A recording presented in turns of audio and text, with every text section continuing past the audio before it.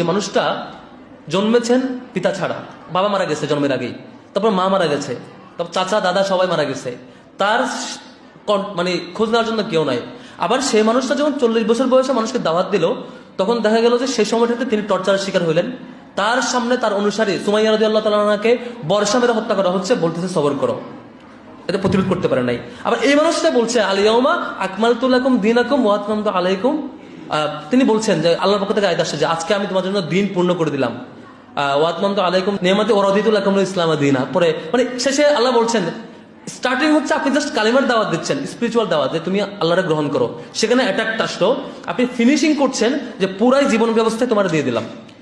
এখন কথা হইলো, আমি ব্যক্তি মুসলমান হিসাবে আমি সারাদিন অনেক পড়াশোনা করি, অনেক মিউজিক দেখি, গান দেখি, কন্টেন্ট শুনি, লেকচার শুনি, বই পড়ি, চিন্তা করি, অনেক কিছু করি, তাহলে তার কত পার্সেন্ট সবচেয়ে সাকসেসফুল মানুষটা নিয়ে আমি ভাবি, তার স্ট্র্যাটেজি নিয়ে চিন্তা করি। আমি তো বেস্ট হইতে চাই, আমি বেস্ট হলে বেস্ট মানুষকে ফলো করব।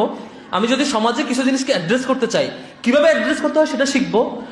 তাহলে যে মানুষটা সবচাইতে পারফেক্টলি অ্যাড্রেস করেছেন, সবচাইতে ফাংশনিং ওয়েতে অ্যাড্রেস করেছেন, যার লিগেসি সবচাইতে বেশি সময় টিকেছে, তাকে কি আমি জানার চেষ্টা করেছি? আমি ফিল করি না যে আমি গত এই আমার 25 বছরের জীবনে আমি কি আদৌ কখনো টার্গেট করে সময় কাটিয়েছি তার লাইফটা জানবো। আপনি নিজে কল্পনা করেন আমি কয়টা রাসূল সাল্লাল্লাহু আলাইহি ওয়াসাল্লামের জীবনী পড়েছি।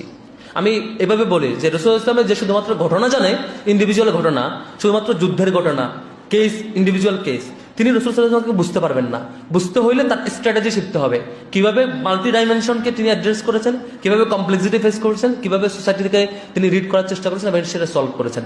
দুর্ভাগ্য হইল আমরা কালচারালি এমন যে একটা জায়গা ছিলাম, আমাদের হল পর্যায়ে সেগুলো আয়োজন হইতে পারে নাই।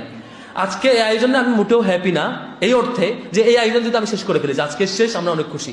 আমরা হ্যাপি হব তখন যখন আজকে এখানে যে আপুরা আসছেন, সে আপুরা আমাদের জায়গা থেকে এই মানুষটারা জানার চেষ্টা করব, যে মানুষটারা আমরা মোহাম্মদ বলে ডাকি সাল্লাল্লাহু আলাইহি ওয়াসাল্লাম, এই মানুষটা আমরা জানার চেষ্টা করব। যে মানুষটা আমরা বলি তিনি সফল, আমরা বলি যে মানুষটা সবচাইতে কঠিন সময় ফেস করে এসে সমাজের সবকিছু চেঞ্জ করে দিয়ে নতুন সমাজকে দেখাইছেন, এই মানুষটাকে জানবার চেষ্টা করব, বুঝবার চেষ্টা করব তিনি কিভাবে রিড করেন। যদি আমরা চেষ্টা করি এখান থেকে বের হয়ে, যদি বুঝতে পারি, এখান থেকে বের হয়ে আমাদের আপুরা আগামী 1 বছরে সিলেক্টিভ 2টা বা 3টা সিরাতের গ্রন্থ পড়েছেন, স্ট্র্যাটেজি বোঝার চেষ্টা করেছেন।